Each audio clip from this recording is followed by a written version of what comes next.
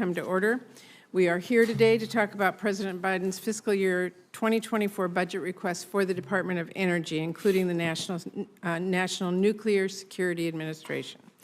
As Senator Feinstein, of course, continues her recovery, I want to thank Ranking Member Kennedy for being flexible and working with me to keep these hearings rolling and keep our appropriations process on track.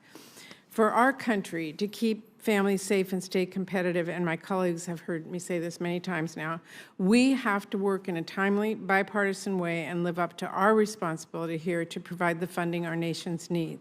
That's why it is so important that we are continuing to hold these hearings and return to regular order for the first time in years. After all, our competitors, like China, are not waiting for us to work out our differences and fund our government, and they certainly aren't considering trashing their nation's credit or cutting the investments that keep them competitive, like some House Republicans are suggesting we do. Our adversaries are doing everything they can to get ahead, so if we're going to continue to lead on the world stage, we have to lock arms, work together, and make sure our funding keeps pace at this critical moment. And if we want to stay ahead, we can't just focus on defense spending. We have to invest in the many other programs that keep our country strong and safe and competitive. Today's hearing is a prime example because the work happening across the Department of Energy has tremendous implications for our national security and our global competitiveness. The Department of Energy supports critical programs to keep our energy supplies cheap, clean, and abundant, so people can go about their day and everyone, from mom and pop shops to large corporations, can do their business. DOE keeps our energy grid secure. It reduces our dependence on foreign energy. It drives down energy prices and a lot more. And the department is leading the way on scientific discoveries supporting cutting-edge research, like the research happening at the Pacific Northwest National Lab in my home state of Washington. Advancements within our national lab system, like those we regularly see at PNNL, send a message to the world that our nation is still a global leader in scientific discovery. It's also a reminder to us all why we must continue investing in research. We cannot cede ground and let countries like China get ahead of us and capitalize on the defining discoveries of the future. As long as those discoveries are happening in America, then the jobs that follow should stay in America too, and I'm sure we all agree on that. The department has a key role in this, as it does in helping our country lead in the green energy space. The climate crisis is a national security threat, an economic threat, and if we invest in research and green manufacturing and bringing those jobs here to our shores, it's also an opportunity to make sure the U.S. remains the energy superpower of the 21st century. Congress has made promising progress on this in recent legislation. Between investments in hydrogen power and the bipartisan infrastructure law, the Inflation Reduction Act policy to usher in a boom in green manufacturing for batteries and electric vehicles and more, and advancements in fundamental scientific research through the CHIPS and Science Act authorizations. But there is more work to be done, and this budget request shows the Biden administration is committed to making the investments we need to maintain our competitive edge. I'm pleased to see President Biden is calling for healthy increases for the Department of Energy so we can improve our grid and existing energy infrastructure, develop and deploy new technologies, lower our emissions and tackle the climate crisis, and of course, safely maintain our nuclear resources. I'm also pleased that yesterday DOE, Washington State Department of Ecology, and EPA announced the conceptual agreement in Hanford site holistic negotiations. I look forward to receiving some detailed briefings regarding the actual terms and revisions alongside my colleagues in the Washington State delegation. To that end, while I'm glad to see this budget request includes the largest proposal ever to see the essential cleanup efforts at Hanford site in Washington State, I'm concerned that at the same time, this budget increases nuclear weapons activities by 10% while increasing nuclear nonproliferation and environmental cleanup efforts by less than 1%. These programs are too important to be treated as an afterthought. Just as safely maintaining our nuclear weapons program is a critical responsibility, so are our nonproliferation and legacy nuclear waste cleanup efforts, which help keep risks in check. So I look forward to discussing with our witnesses how we make thoughtful choices here and make sure our nuclear deterrence, energy advancements, and research enterprise are getting the funds that they need, because the Department of Energy does play an absolutely crucial role in protecting our country and helping us stay in motion, stay competitive, and stay ahead of competitors like China that are close on our heels. Thank you, and with that, I will turn it over to Ranking Member Kennedy. Thank you, Madam Double Chair. I agree with just about everything my colleague said, except for the part where she criticized Republicans. But other than that, she did say some. I want to thank all of you for being here. I just wanted to share a few general thoughts with you. In America, you can believe what you want, but I'm a big believer in free will and responsibility. A French philosopher of the last century, very famous, tough to read, but if you plow through his works, he had a lot to say, called Jean-Paul Sartre, said to be is to act. He said all we are is the sum of our actions. And so despite what we say, what you do is what you believe. And frankly, everything else is just cottage cheese. Now, in government, where you spend your money is what you believe. Forget the rhetoric. Look, follow the money. Follow the money. I'm a big believer in using, and I think it is the answer to many, not just of the problems of the United States, but our neighbors' problems across the world, at least in terms of energy. I believe that we should use technology to make all forms of energy more available, cheaper, and cleaner. All forms of energy. I support green energy. I support nuclear. I support hydroelectric energy. I support geothermal. I support oil and gas in terms of trying to provide for a cleaner environment. I think that it's worth pursuing geoengineering. And I say all of that because I look at your proposed budget, keeping in mind that what you do is what you believe, and in government, where you spend your money is what you believe. You're proposing that we increase funding for green energy by 38%. I support green energy. I think it's going to have to learn how to stand on its own 2 feet, but I support it. But you only increase funding for fossil energy by 2%, and you actually cut nuclear energy funding by 12%. Now, pull up that first slide for me. Here, I'll just hold it. This is from your website, okay? Nuclear power is the most reliable energy source, and it's not even close. And that's true, particularly in terms of capacity factor. Okay, so how come you're not funding it that way? How come? I mean, these advanced small modular nuclear reactors have an enormous potential. And if I read this part of your website, I would say, wow, the department agrees. But your proposal for funding falls millions and millions and millions of dollars short. LNG. LNG, you know what most countries do when they don't have natural gas? They use coal. They burn wood. We should be encouraging LNG. I'm hoping to hear today what you're doing to cut some of the red tape. But those are my general thoughts. I don't want to end on a negative note. Thank you for being here. I'm looking forward to your testimony.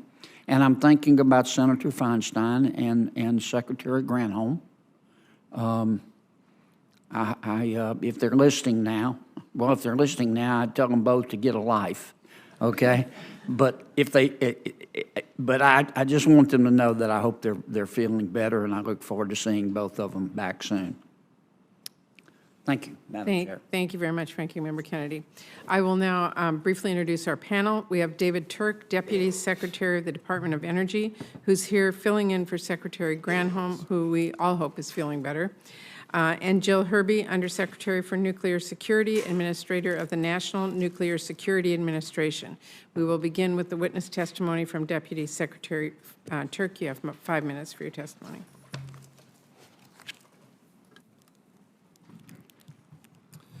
Well, Chair Murray, Ranking Member Kennedy, members of the committee, I'm honored to be with you all today to discuss the President's FY24 budget request for the Department of Energy. Over the past 2 years, it has been my great privilege, and I really want to underline privilege, to support Secretary Granholm, to support Administrator Ruby and all our Department of Energy colleagues on our incredibly important missions. And thank you, Senator Kennedy, for the well wishes, and our chair as well for Secretary Granholm. I just spoke with her before this hearing. I think she is actually paying attention to this hearing just because she's so dedicated to the cause, but she is feeling much better, and I'm happy to be here. And I think there's some Jeopardy reruns on. It would be much more interesting. And we all thank you, all of us at the department, thank you for your leadership and support.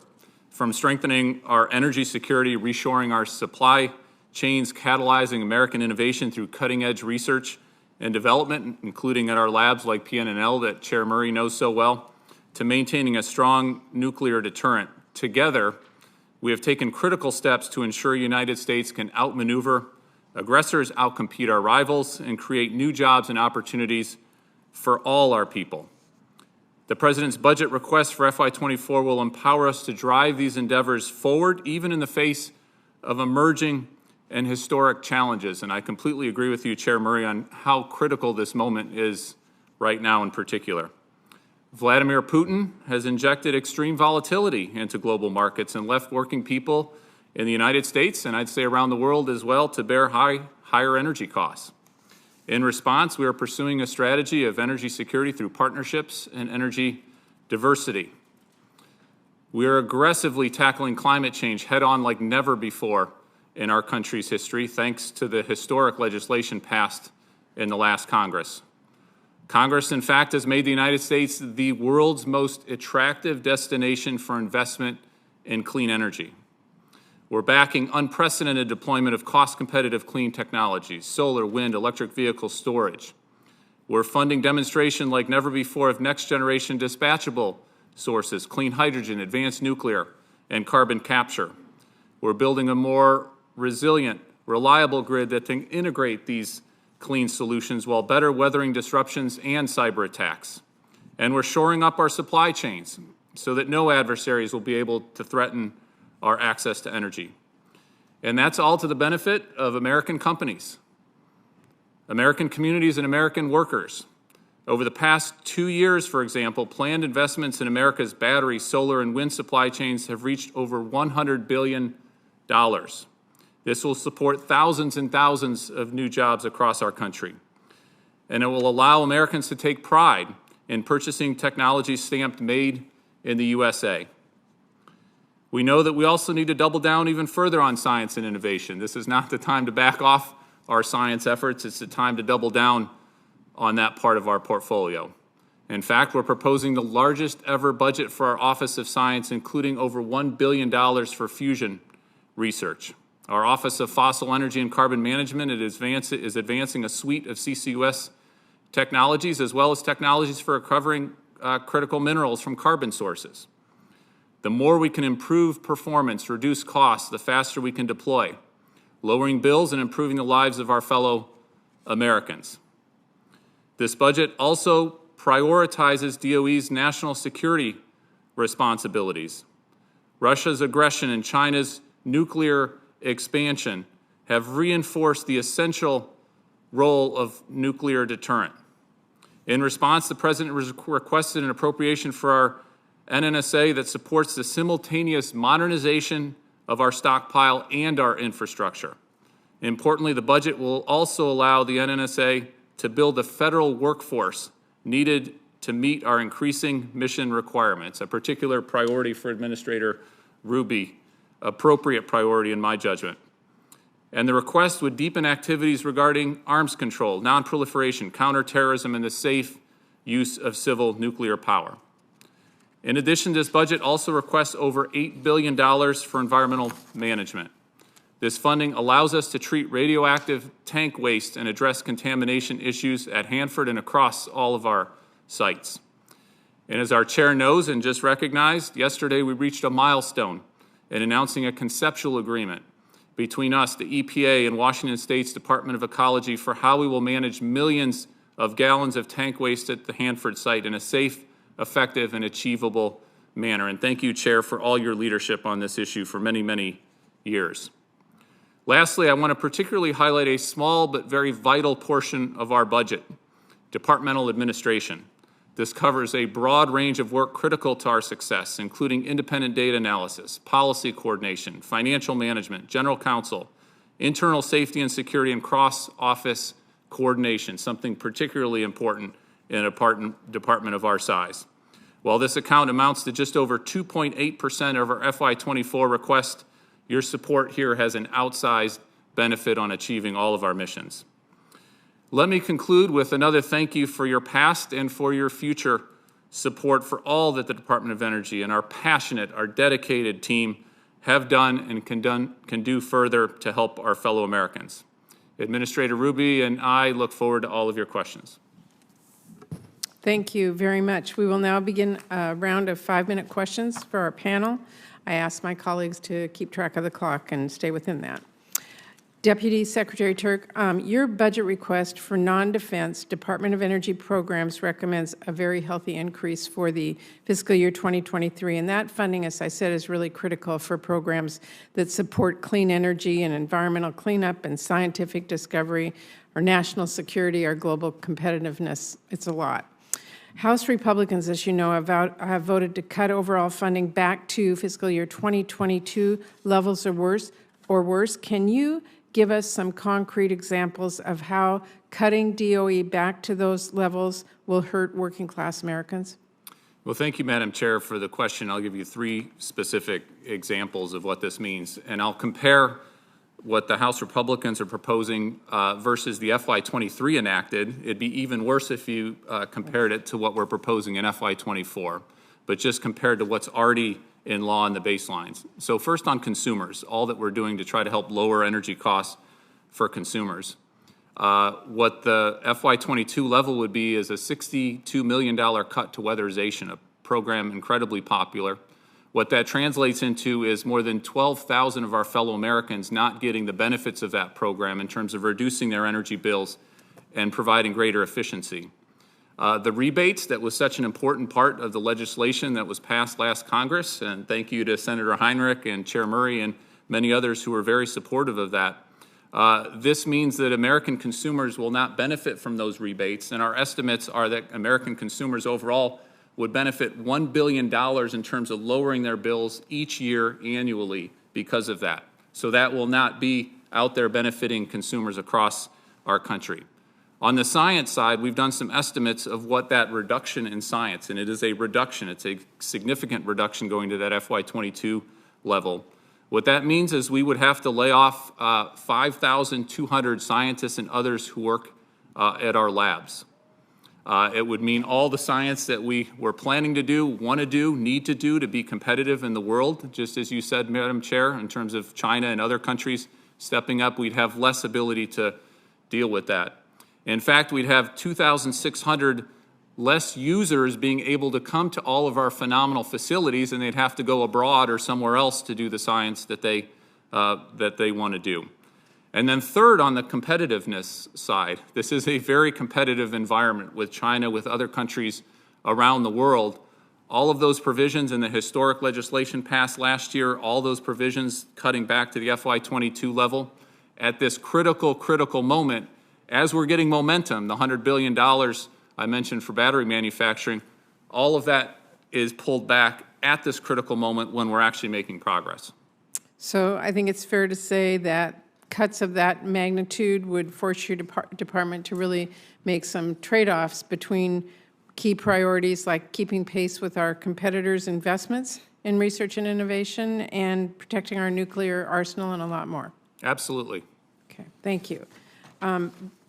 I was encouraged to see an historic request for the Hanford site in Washington State, especially as compared to fiscal year 2023, which was, as we all know, completely insufficient.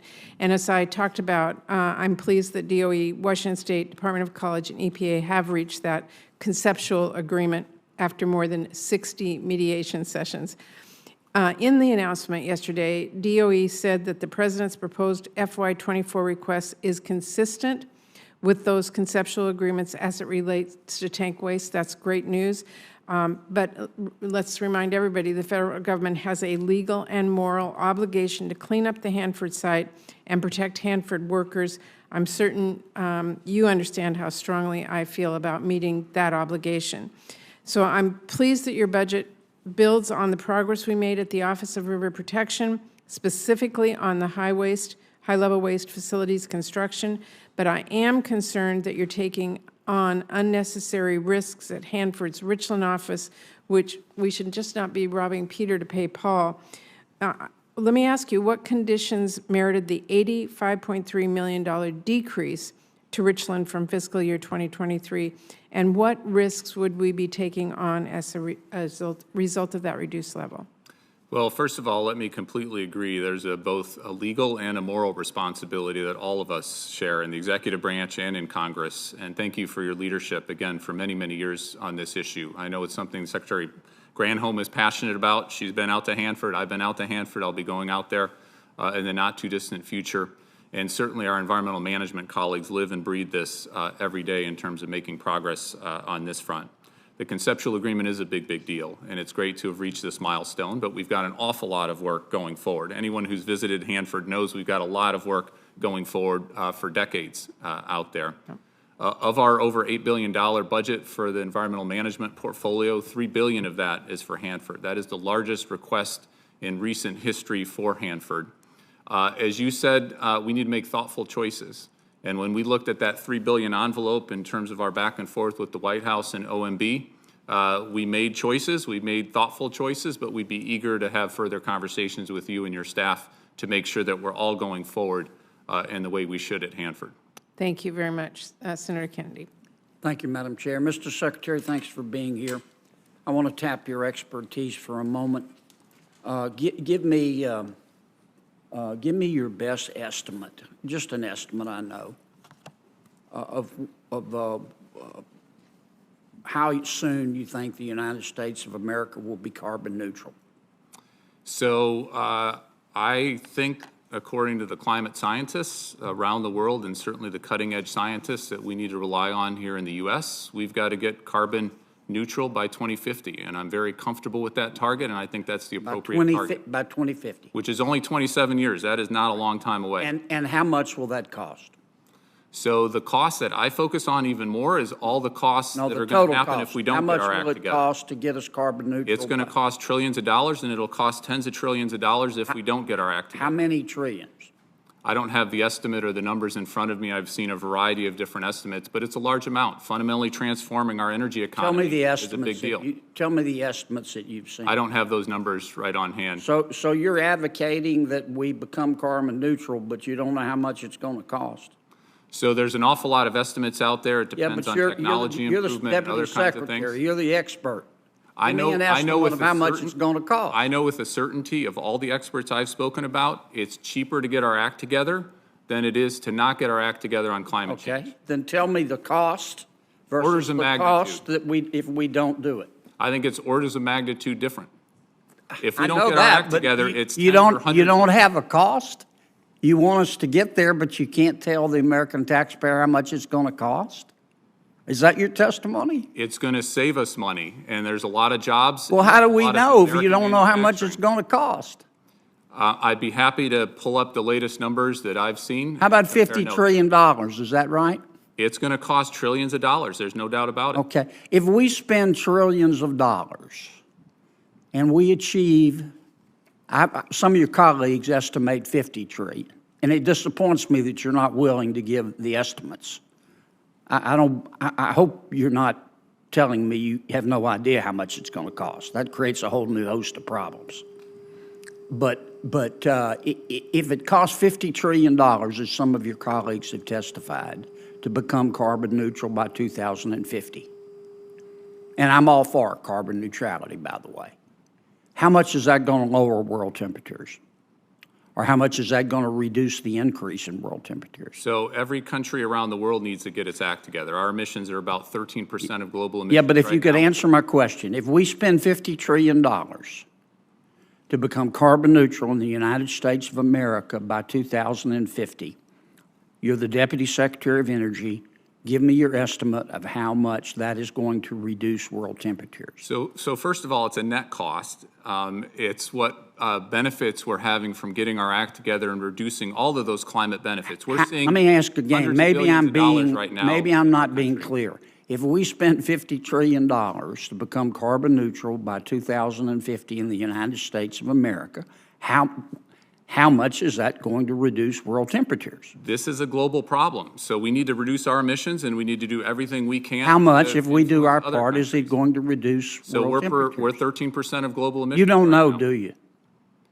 You don't know, do you? You can do the math. We need to. You don't know, do you, Mr. Secretary? So we're 13% of If global you know, emissions. why won't If you we tell went- me? If we went to zero, that would be 13%. You of don't the know, solution. do you? You just want us to spend $50 trillion, and you don't have the slightest idea whether it's going to reduce world temperatures. Now, I'm all for carbon neutrality, but you're the Deputy Secretary of the Department of Energy, and you're advocating we spend trillions of dollars to seek carbon neutrality, and you can't, and this isn't your money or my money, it's taxpayer money, and you can't tell me how much it's going to lower world temperatures? Or you won't tell me? You know, but you won't? In my heart of hearts, there is no way the world gets its act together on climate change unless the U.S. leads. Tell me how much it's The going US to needs to reduce. lead. You can't tell me. Either that or you won't. We're 13%, And that's 15% that, roughly the of President of global the emissions. United States needs. I've still got a few seconds. I got 22 seconds. I'm going to use them a different way. Mr. Secretary, shaming you for not answering my questions. Madam Administrator, how are we going to get plutonium pit production back on track? Well, thanks, Senator Kennedy. We are doing, the most important thing we have to do to get pit production back on track is get craft workers in the facilities, finish our designs, get craft workers in the facilities, and that is happening. And so we have got great confidence between changes we're making in our processes, getting people on board, doing equipment pre-buys, particularly for glove boxes, which are limited manufacturers in the United States, that we will be able to make pits. We're going to be late. We're trying to catch up. Thank you, ma'am. Thank you. Senator Heinrich. Secretary Turk, let me give this a try. What's the difference between living in a world with 1 degree C of increased temperature and say 3 degrees C of increased temperature, and the difference in the costs that we will experience as a nation under those two scenarios? So the orders of magnitude are so much greater if we don't get our act together than if we do what we need to do, and we have all those jobs, especially in America, if we lead on the clean energy front. Orders of magnitude difference. Let's talk about those jobs for a moment. The Inflation Reduction Act was signed into law about 9 months ago. Our friends in the House of Representatives have put forward legislation to repeal that. That's despite announcements representing at least $150 billion in manufacturing investments in the United States. 46 factories, 18,000 jobs that represents. What would be the impact if we repealed the incentives that are in the Inflation Reduction Act? So I think they'd be catastrophic at this absolutely critical moment, as Chair Murray said at the outset. We are seeing the kind of momentum at reshoring American manufacturing across the board, not just with batteries, not just with solar PV, but across the board. We're seeing that momentum because Congress has led, because the United States government is leading, putting in place those kinds of incentives. You take those away, and those jobs are going to go elsewhere, and we're going to see those opportunities. 2022 was a record year for factory investment in the United States. Are we expecting the same thing in 2023? We're expecting even more. Yeah. We're seeing momentum. Why would we cut back as on the moment we're actually succeeding? To shift gears a little bit, there's approximately 30,000 folks who are employed at Sandia and Los Alamos National Laboratories. Both of those labs have cited workforce retention and recruitment as their primary issue in addressing national security missions. We appropriated a number of funds through the National Defense Authorization Act and the appropriation bills to try and address that. Has that had a positive impact, and what else can we do to address the retention issues? So let me turn it over to Administrator Ruby. I'll just say this is a big, big deal for the Secretary, for myself, for all of us, and there's an awful lot of work we need to do on this front. Administrator? Great. Thanks, Senator Heinrich. Well, I'm happy to report we've made some changes that are helping. We're not going to take our eye off of it. We can't do our job without those 30,000 people and all the other people in the enterprise. We made, because of the increases in attrition that we were seeing after COVID, we authorized a mid-year salary adjustment at the laboratories, plants, and sites. We lean forward in terms of adding flexibility to benefits that were more consistent with what the high-tech industry we have to compete with. We lean forward in terms of a competitive raise package for 23. And as a result of those activities, among other things we're trying to do to improve the work environment and the productivity, the overall attrition is close to normal now at both Los Alamos and Sandia and across the complex. We still have pockets where it's quite high, where it's very competitive. Actually, I'm sure the high-tech market has helped us. There's always a trade-off there, but we need to continue to lean forward, and we need to provide the very best work environment because we have the very best work. So we can keep people if we can do that. Thank you.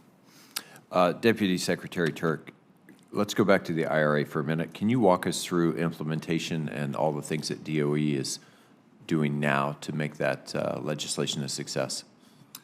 So this is a big, big deal and big piece of legislation, and certainly when you put it together with the bipartisan infrastructure legislation, this is the largest climate and clean energy legislation, not just in the U.S. by orders of magnitude. It's the biggest legislation ever in the history of humanity.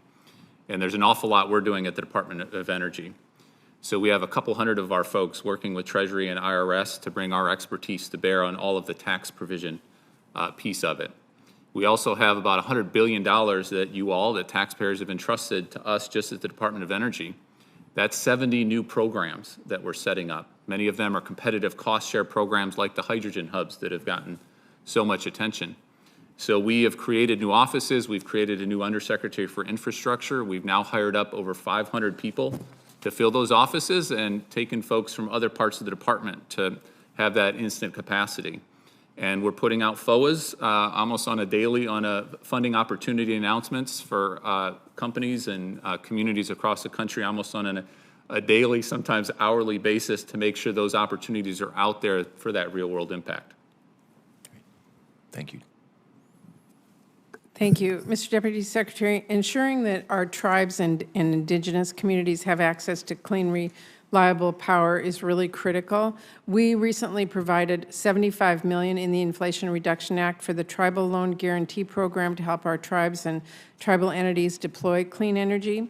And we also provided the Indian Energy Program new funding to start electrifying the 30,000 tribal homes that do not have access to power. Can you talk about how the department is implementing those new investments and making sure that our tribes and tribal entities know about this and have access to those opportunities? So this is a top priority for us on the tribal loan program. It was terrific to be able to have to be able to issue loans directly to tribes. That's not something that we had before, and thanks to Congress, we have that ability to do that. We have been very proactive in all our conversations in reaching out to tribes, to leaders all across the country. We've literally had hundreds of outreach meetings. The head of our loan program office, Jigger Shaw, was just out recently meeting with the head of the Nez Perce tribe to make sure that we are making aware everybody who can take advantage of these programs. And I'm told we are hopefully on track to have a first loan this summer, with many more to come after that. And our Indian Energy Office is working all the levers and all the authorities that they have as well to be very proactive and forward-leaning here.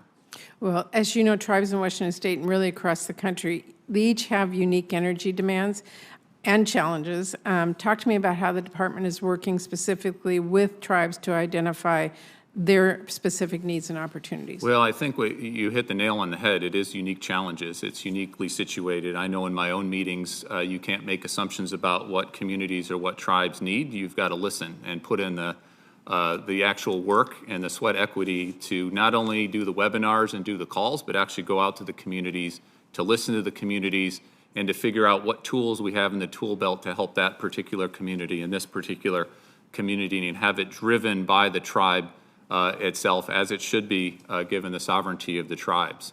So that's the approach that we're taking. It is time intensive, it is resource intensive. That's why it's so important to keep the funding streams coming on that front, so that we can have the ability to do that kind of proactive outreach and listening to make sure that we are bringing all the tools that we have to the table to help tribes. Thank you. Thank you for your attention to that. You know, industrial emissions have made up roughly 30% of the U.S. climate emissions. And to address the climate crisis, we need to modernize our industrial manufacturing base and work to reduce emissions across the cement, steel, aluminum, glass, paper, and ceramics industries. Last Congress, we provided about $6 billion for that work across multiple DOE program offices and functions. How do you plan to get this industrial decarbonization funding out the door quickly and effectively? Well, we've got the historic amount, the over $6 billion, and then we also have our regular appropriations request, where we're requesting $320 million more in our annual appropriations request, all complementary to that $6 billion as well. What we're doing is bringing folks across the department. We have a variety of offices that have expertise that can help in the industrial decarbonization space. So the Secretary has launched a joint strategy team on industrial technologies. It literally brings 80 folks from a variety of different offices across the department so that we can have a coherent strategy, a proactive strategy on industrial technology. We've got subgroups for iron and steel and subgroups for petrochemicals to break this up into the manageable chunks it needs to be broken up. We've also had great conversations with our White House colleagues and our interagency colleagues to make sure that this is an all-of-government unified effort going forward. And we've had terrific discussions with your colleagues, your staff on the committee, about having some modest funding to support these joint strategy teams so that we can make sure that this continues and there's a real center of gravity and institutionalization going forward. Well, thank you very much, and thank you for being here today. Senator Heinrich has kindly agreed to take over the gavel for the committee, and I appreciate that, and we'll give him a chance to settle in here and turn it back over to him, so thank you.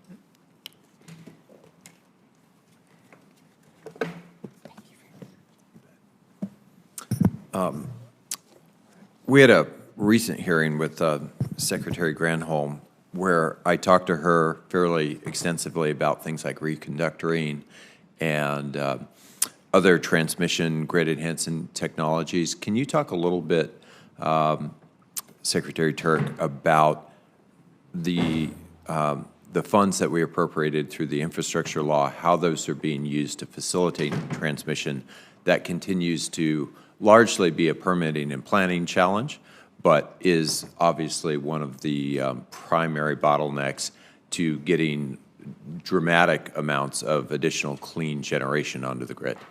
Well, first of all, Senator, thank you for your focus on transmission. This is a big, big deal. And if we don't get the transmission right in our country, we're not going to be successful in all of our efforts. There have been some estimates, some credible estimates, in fact, that of the all the climate benefits we get from the Inflation Reduction Act, a full 80% of those won't come to fruition unless we can do transmission at a higher rate going forward. We're doing about 1% per year in terms of enhancements on the transmission side of things. So we do have some funding streams. We created a whole new office, the Grid Deployment Office, to lean in, to use those funding streams, to get leverage from those funding streams. But we're also very aware that a key issue here, just as you said, is permitting. And right now, we are not doing what we need to do in terms of permitting and the timelines associated with permitting for new transmission lines across our country. We're engaged right now in extensive conversations with the White House, with interagency colleagues. Our secretary has spoken about this before, to use an existing law, and a law from 2005, to actually streamline the transmission permitting, to have timelines and very aggressive timelines to really get our act together on the transmission permitting side. There's also reconductoring and a number of key technologies that are very complementary to building new transmission lines as well that we're very focused on. Great. You spoke a little bit about the work being done to decarbonize the industrial sector.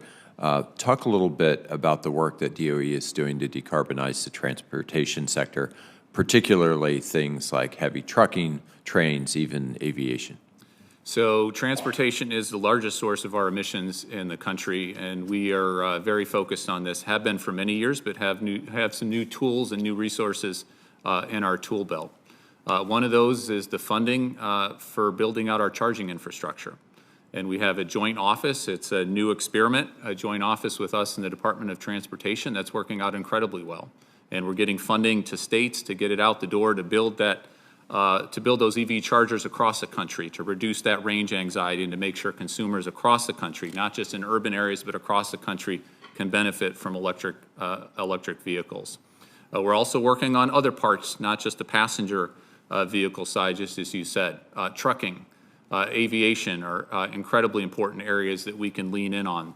We've got a super trucks program that's really leaning in on R&D and trying to bring technical solutions and reduce those costs so that we can have low carbon, no carbon trucking solutions as well. Senator Haggerty, would you like to ask a few questions? Thank you, Senator Heinrich. I'd like to first direct my questions to the Deputy Secretary to talk about small modular reactors. It's a topic that comes up very often as I talk to leaders around the world and to business leaders as well. I think you've had some discussion with Ranking Member Kennedy already today, but I'd like to just establish a couple of basic points first. My first question, does the department consider nuclear energy clean, sustainable, and carbon-free energy? A yes/no answer would be fine. Absolutely. Nuclear energy is a top priority for us. And as I said, my colleague, Ranking Member Kennedy, I think, has already confirmed with you that the department would state that nuclear power is the most reliable energy source, and it's not even close. That's a direct quote. And also to quote, nearly 2 times more reliable as natural gas and coal units, and almost 3 times more reliable than wind and solar plants. That's from the Department's Office of Nuclear Energy website. So I'd like to come back to you and ask that given that nuclear energy is clean, carbon-free, and more reliable than other energy sources, do you agree that the United States should be encouraging the production of more nuclear power? Absolutely, and we've got a lot of fundings, thanks to Congress, to extend the lifetime of our existing nuclear, which is incredibly important. It's about 20% of our overall electricity generation in our country, as you know, Senator. And then also focusing, just as you said, on SMRs, on the small modular reactors, the reactors of the future, top priority for us. Well, the demand is clearly there, as I said. As I speak with leaders around the world, I was just in Latin America and talking with leaders there who are trying to make transitions, and they see this as a great opportunity to partner with the United States of America. And also, it's an area that would satisfy important demands while meeting certain climate objectives. My next question is that, given all of that, why aren't we building more nuclear power plants? So this is where we've got the $6 billion in credits to try to extend the lifetime extension of the existing nuclear, and we're working as quick as we can on the Advanced Reactor Demonstration Program at being the leader in small modular reactors. And it's not just Latin America. I was in Latin America as well, where everybody's focused on SMRs and U.S. leadership in that space, but it's Eastern Europe and it's a lot of other countries around the world. So there's huge U.S. domestic opportunities, but there's also a lot of jobs in an export environment as well. So completely agree with you on that point. I spent a great deal of time in my previous job working with Japan and their energy security and their strategy there. There's also a tremendous demand in developed economies like Japan in particular. That's why I think it's very important to direct our scarce government resources toward technological innovation, increasing efficiency, and doing things of that nature. And my next question is that do you agree that it's in our nation's interest for the next generation of nuclear reactor technology, and also the related supply chains and the technologies that are around it, to be developed and pioneered here in the United States? Absolutely. My concern is that this administration seems to be more focused on pouring billions of taxpayer dollars into wind and solar when we have a serious situation where China controls a lot of the natural resources and a lot of the supplies there, as opposed to being a competitive advantage for America, where in contrast, if we look at nuclear power, it's an area where the United States actually does possess a lead. We can build a supply chain that doesn't pass through China, but it requires us to develop the next generation of this technology right here in the United States. Then in March, the DOE released a series of reports that were focused on green energy technologies, including a report focused solely on advanced nuclear. That report stated, and I'm going to quote, "It's likely that the first design to reach a critical mass of orders may be a Gen 3 plus SMR." I attended an event in March in which the Tennessee Valley Authority, GE Hitachi, Ontario Power, and Synthos announced that they're teaming up to advance the global deployment of grid-scale modular nuclear reactor. That first SMR in North America is going to be built in Canada, not in the United States. However, the next SMR, and the first in the United States, could be built at the Clinch River site in Oak Ridge, Tennessee. You might be wondering why I'm talking about this. That site in Oak Ridge, that site has an early site permit for SMR that the Nuclear Regulatory Commission has already issued. So would deployment in the United States of commercial grid-scale modular reactors be a substantial step toward our leadership in this technology? Absolutely, and Oak Ridge and Tennessee have had a real leadership for decades in this space. So my question then, does the department support this project? So we've been very supportive of projects across the country. We're spending billions of dollars and really prioritizing this. And the quicker we can get this technology available in Tennessee, across our country, and across the world, the better the world will be. Does the President's budget request have any funding for this particular project in it? So the President's budget request for this fiscal year took into account that we had some extraordinary funding, especially for the ARDP, the Advanced Reactor Demonstration Program, through the bipartisan infrastructure legislation. So because there was a significant amount of funding there, we made thoughtful choices and thoughtful decisions to make sure that we had a balanced portfolio across all of our... In fact, there's zero funding right now. And what I want to do is encourage you to accelerate this because the market opportunity is before us. Thank you. Thank you, Mr. Chairman. Senator Murkowski. Thank you, Mr. Chairman. And I appreciate the questions from my colleague. Know that I think that this is an area where we can and we should be leading. There is no reason why we should not. So I'm with you in supporting your urging to the agency, to the department, to advance. I want to talk not about nuclear, but something that I think doesn't get enough attention, and that is the potential for geothermal. We've got great resources, certainly in my state, but we have them in other parts of the country as well. Over the past couple months, the department issued 2 critical studies, one related to geothermal, and one was the National Transmission Needs Study for 2023. I think both of these studies, very important, very timely, but 2 very glaring omissions. They were national studies, but they somehow or other forgot 2 states. I just don't understand it. Actually, I find it inexcusable and astonishing that Hawaii and Alaska would not be included, particularly in a study for geothermal. When you're thinking about geothermal heat and volcanoes, what do you think of? You think of Hawaii, you think of Alaska. And so it was remarkable. We saw one briefing provided to Congress. The slide simply showed the resources in the lower 48, and there was a question mark over Alaska and over Hawaii. And in the GeoVision report, the department cites a couple reasons for the exclusion, And they said that the modeling was used primarily, the modeling that was used was primarily designed for the contiguous United States. Okay, I can kind of get that. But the fact of the matter is Hawaii and Alaska are never going to be part of the contiguous United States. And so if we're going to just completely keep them out of any future assessments, I think we would agree that that's not right, that's not reasonable. So I would ask you to commit to conducting a study of the geothermal resources that we have in Alaska and in Hawaii. Well, let me say this, Senator, and I'm not sure this is done that often in DC hearings, but we need to do better. Thank you. And I'm heading to Alaska in a few weeks, as you know, and looking forward to having whatever meetings you find helpful to make sure that I'm aware. Our secretary has been up there as well, visiting with you, and making sure that all of us throughout the department, not just our Arctic Energy Office and Aaron Whitney, who's our new leader of that office, but all of us at the department are doing what we should. On the transmission needs study, we have relied on existing modeling for that needs study. It's an interim, and now we're putting the final together, and Alaska will be part of that final needs study, and we're working on that to make sure.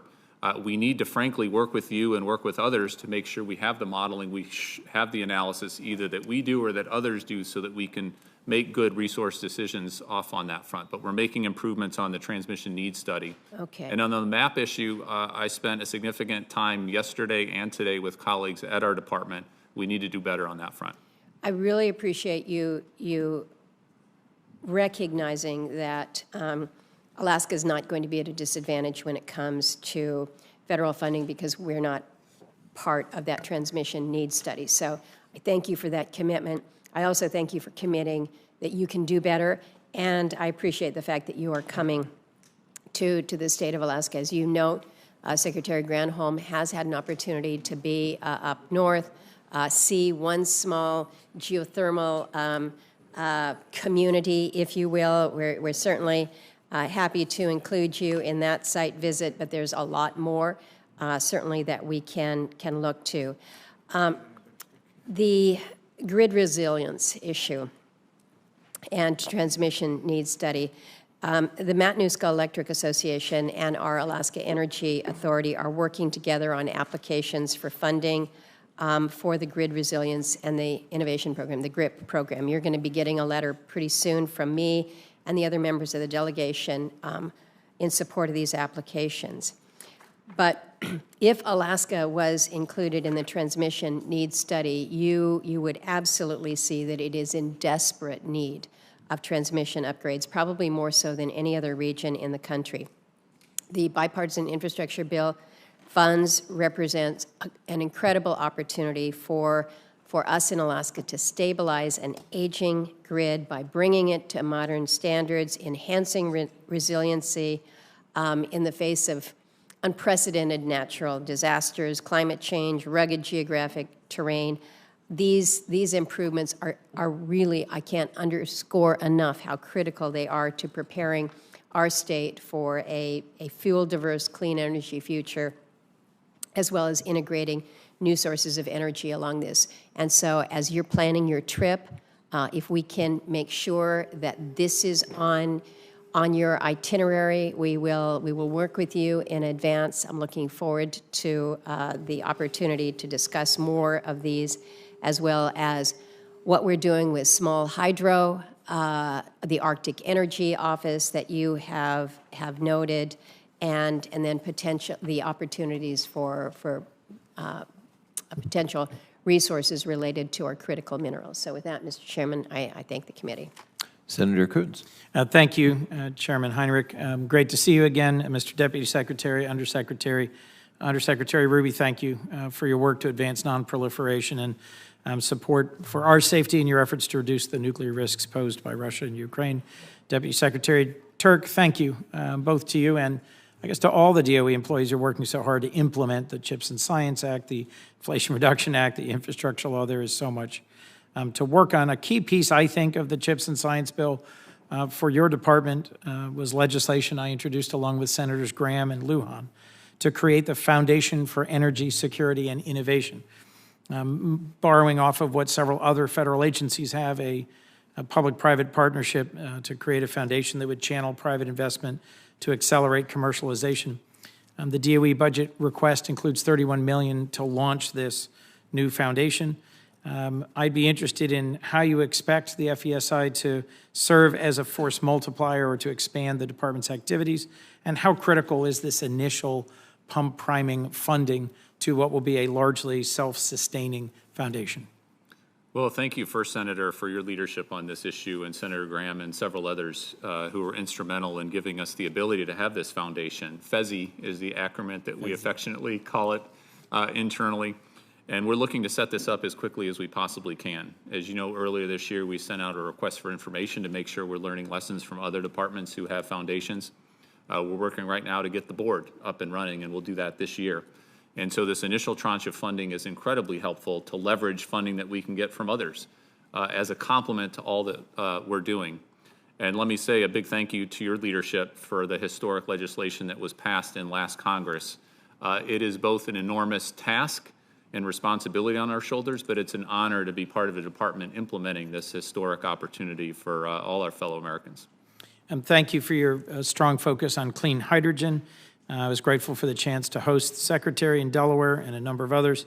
At the Air Liquide Innovation Campus, there are a number of world-class hydrogen technology innovators in Newark, Delaware.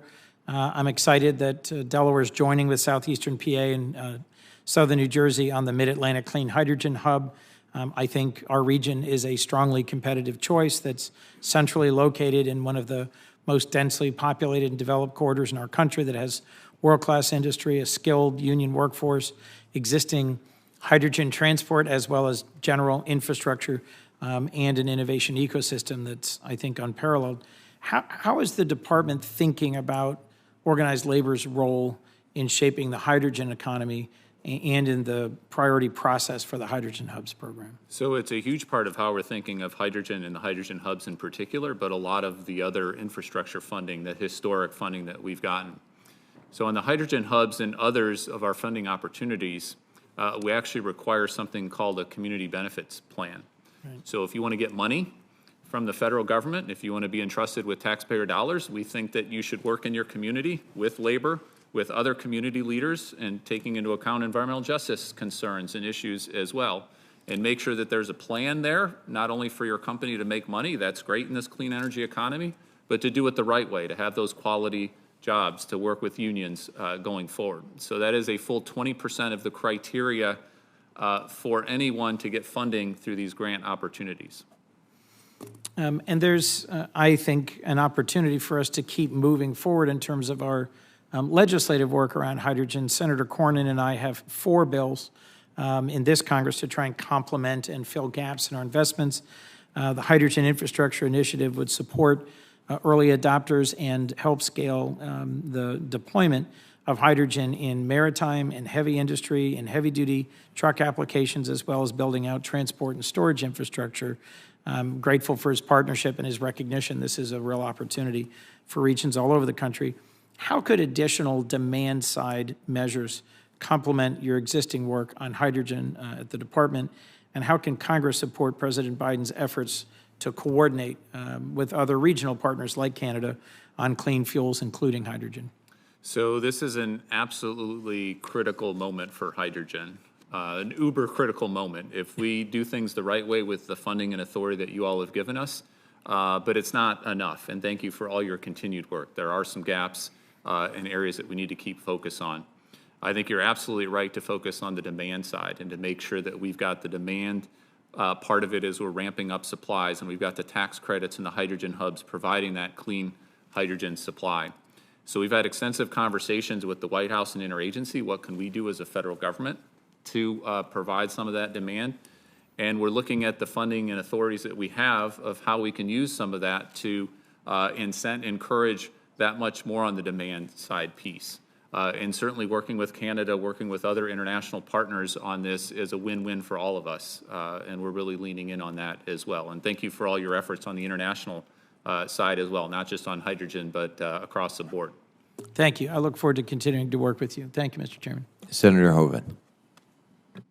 Thank you, Mr. Chairman. Thanks to both of our witnesses for being here today. And Governor, if you deferred, thank you for that as well. I appreciate it. Fellow Governor, I appreciate you very much. Thank you. And I'm not surprised that working with you is always good. Secretary Turk, you're very familiar with Energy and Environmental Research Center. You're also very familiar with the 4 regional partnerships. They pretty much cover the country. Matter of fact, our chairman's his university is involved with one, just like University of North Dakota is with EERC. Myself and others put legislation in the 23 appropriations bill that, quote, that provides, quote, not less than $20 million for the regional carbon sequestration partnerships. This is not new.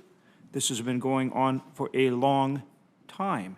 And we can't put CO2 down whole without these partnerships doing what they do and what they have been doing for a long time. Will you commit to ensuring the FY 2023 funding supports the missions of the RCSPs? And I've talked to Secretary Granholm about this as well, and I'm sure you're aware of that. Will you commit to ensuring the FY 2023 funding supports the mission of the FCSP's regional partnerships as intended by Congress? And I know what the intent was because I helped write the legislation. I'm not guessing on this one. Well, first of all, Senator, thank you for your personal leadership and North Dakota's leadership, including on CCUS. As you know, I worked for a previous senator from North Dakota. And I think you and I see eye to eye on it, but my question is whether you can get it done. So on this particular program, the Regional Carbon Sequestration Partnerships, I know there are some differences of opinion of folks on this side of the room. And we want to make sure that we're responsive not only to you, but to other viewpoints on this and going forward. We would like nothing more than clarity of what that guidance is for us going forward on this incredibly important piece. I am familiar, and I know our secretary had a chance to visit with the folks at the Plains CO2 Reduction Partnership. I know for many, many years the incredibly impressive work that's been done by UND and others throughout the state on these issues. And so I think there's a lot there to build on. Yeah. But we need clarity. We just want clarity from you all. You recognize and agree that it is important work, correct? It is incredibly important work. Okay, then will you work with us as far as we work now on the 24 appropriation to make sure that we get this done? Happy to work with you on that. Thank you, Secretary, and I do appreciate your efforts on this issue very much. Thank you. Administrator Ruby, the W-84 warheads and the plutonium pits, and I think, again, our chairman's Los Alamos and some of his labs, I think, are working on these as well.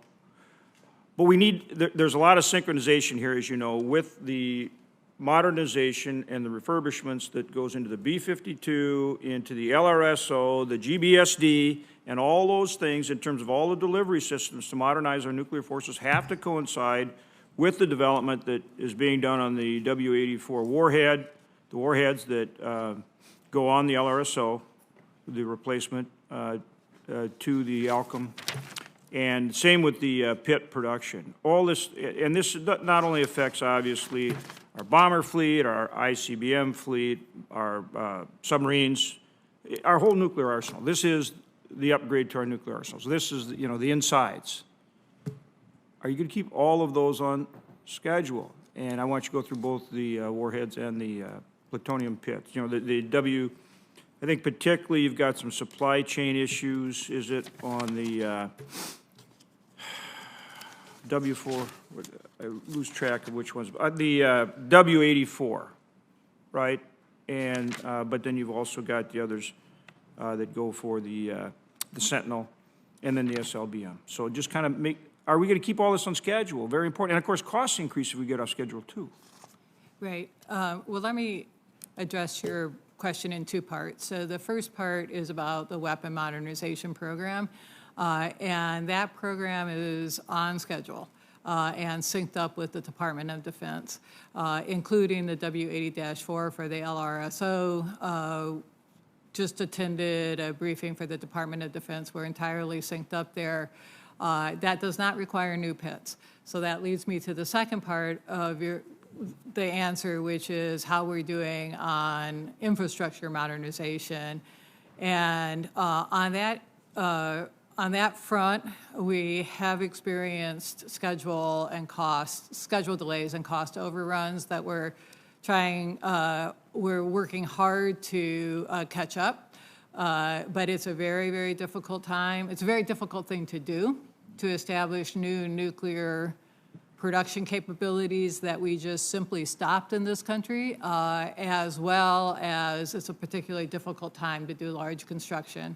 But we're doing all sorts of things, working to increase the number of skilled crafts, working with unions and trade shops and technical schools, breaking the projects into smaller, more manageable pieces, delaying some projects to get the ones done that are started. We have lots, and having some success in increasing the number of people on site and increasing the pace of those activities. But that we have suffered some schedule and cost problems there. We've worked very hard to fully fund the enterprise, and we need you to take all the steps to keep it on schedule. Yes, sir. Thank you again to both of you. Appreciate it. Thank you. Thank you. Madam Chairman. Senator Shaheen. Thank you both for being here and for your testimony.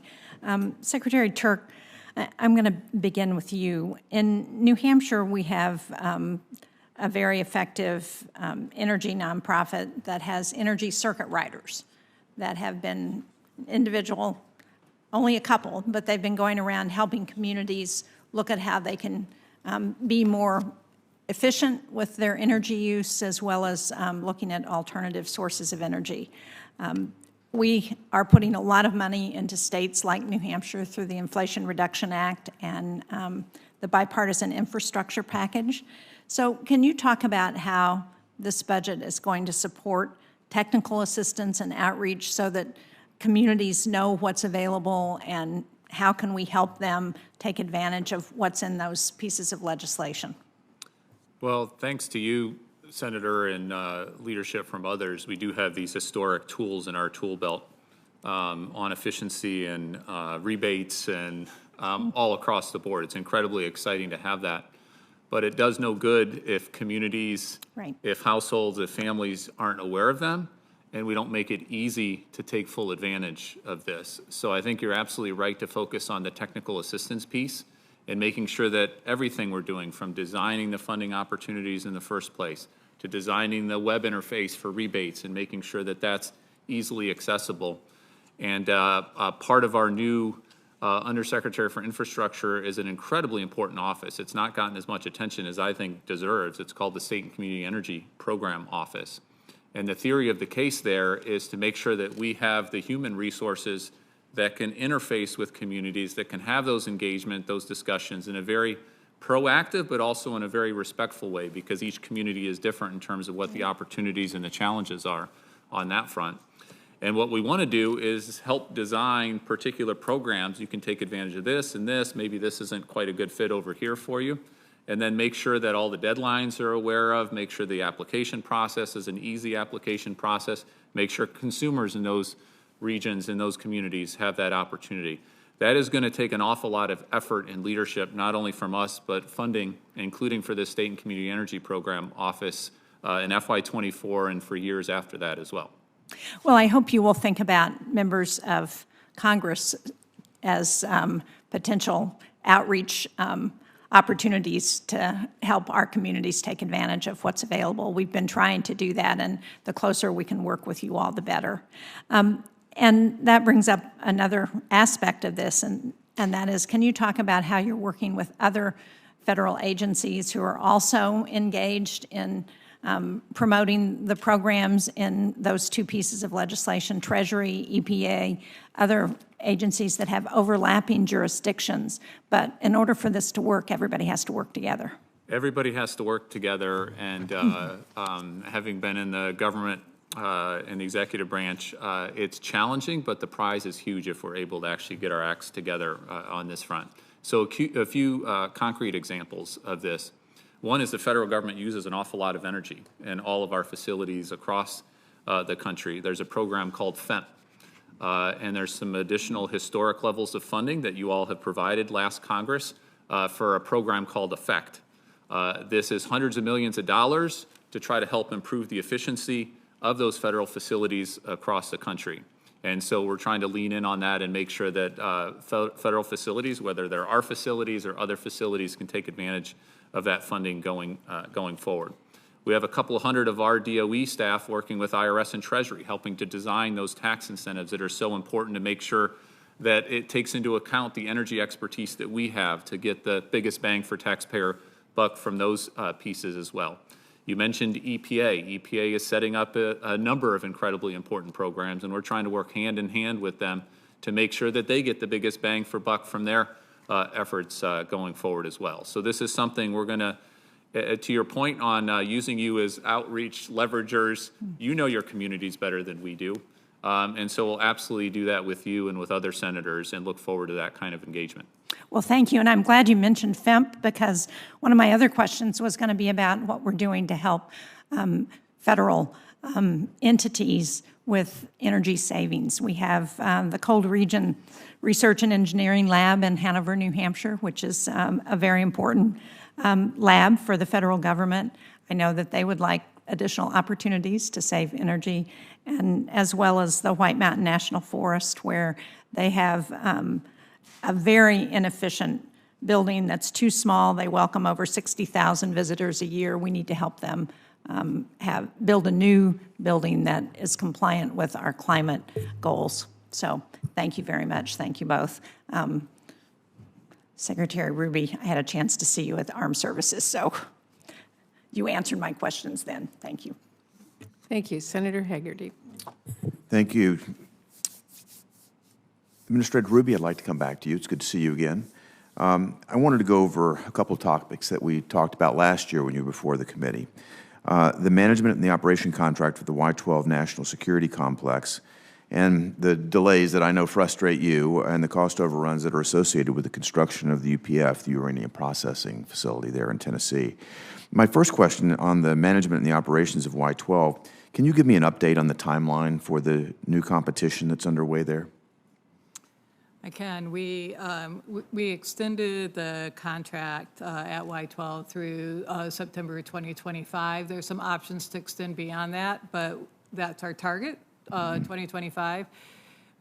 As I think you know, we're doing the competition for Pantex first, and then we'll follow it with the competition for Y-12. The Pantex draft RFP is on the street. In fact, comments are due back next week. So we're moving along with that schedule. We're trying to get more input, do some new things in that contract, which I think will help us with stability for both of those sites going forward. On your decision to split Pantex and Y-12, can you give me a little more color in terms of the thought process there, how you think that will work? Absolutely. Yeah. So the decision to split the contracts was because both of these sites, well, first, as you know, they used to be separate. Mm-hmm. We combined them back when it looked like we envisioned a complex that was smaller, more consolidated, and therefore combined these two contracts. What we have found is that the geopolitical environment is such that we're no longer consolidating. In fact, we're adding responsibilities at both of these sites that are pretty substantial. And they're quite different from one another in terms of the work that they do. So we felt that concentrated leadership, both from the federal side and the contractor side, was really important at both sites, and that for all the growth, both in terms of construction projects and program growth, we really needed the sites to have dedicated leadership again. Let me move on to another topic we've discussed. That's on the UPF again. Congress has already appropriated over $5.5 billion for the project. Originally, it was supposed to be delivered by 2025, and it was not to exceed $6.5 billion. Can you give me an update on where we are with the schedule and the funding for that? Yeah. Unfortunately, on UPF, it looks like we're 3 to 4 years behind. We're trying really hard to meet the 3. It sounds terrible, but to not be further than 3 years behind. There's some good signs about this, that we have been able to increase the workforce. We've completed pretty much all of our equipment buys now on UPF, and we're in the phase of construction that's more predictable and reliable, assuming that we can get the workforce there, and that's looking good. Well, right with now. the timeline expansion, I know that means an expansion in cost too, so I appreciate your continued diligence on this to try to manage it. I want to turn back to you, Deputy Secretary, for just a moment on an issue that Secretary Granholm raised with the Senate Energy Committee last month. She said that an additional $1 to $2 billion investment injection is needed to boost domestic manufacturing grid infrastructure. Yet the President's budget only requests $75 million for the Office of Manufacturing and Energy Supply Chains that can be used to accelerate the production of domestic energy technologies, including, I'm going to quote, critical power grid infrastructure like transformers. This is an area I've got a deep concern in. We've got a real choke point in transformer capacity in the United States. So my question is, why does the budget only request $75 million if the Secretary is indicating we need a lot more funding for this? Well, thank you, Senator, for raising this issue. This is a real challenge right now on transformers. And I've had several conversations, I'm sure you have, with utility executives and others in this business about just how critical the challenge is right now. We've got something called our Electricity Sector Coordinating Council made up of CEOs across the industry. We created a tiger team to explore this issue and try to make sure that we've got good analysis both on the challenge side and then what we need to do going forward. I know there's some funding, as you said, in the FY24 budget request. I will say I don't think that's enough. I think we need more. And there have been very good conversations with members of Congress, including for last year's supplemental, last year's omnibus, that unfortunately did not come to fruition for a significant amount of additional funding. So happy to have further conversations and appreciate I would appreciate if you would follow up with my staff on this. It's a national security issue, and it's not just the transformers, it's the electrical steel components that go into it as well. But these are real choke points that, as you know, completely agree. A critical national security issue. Thank you for updating us on that when you get your team together with ours. Thank you. Great.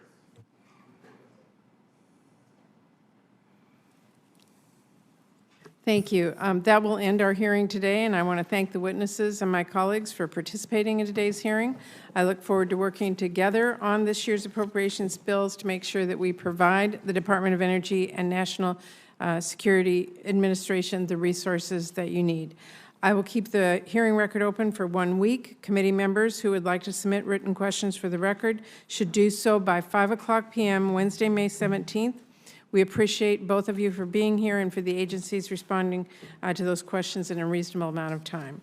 With that, we stand adjourned.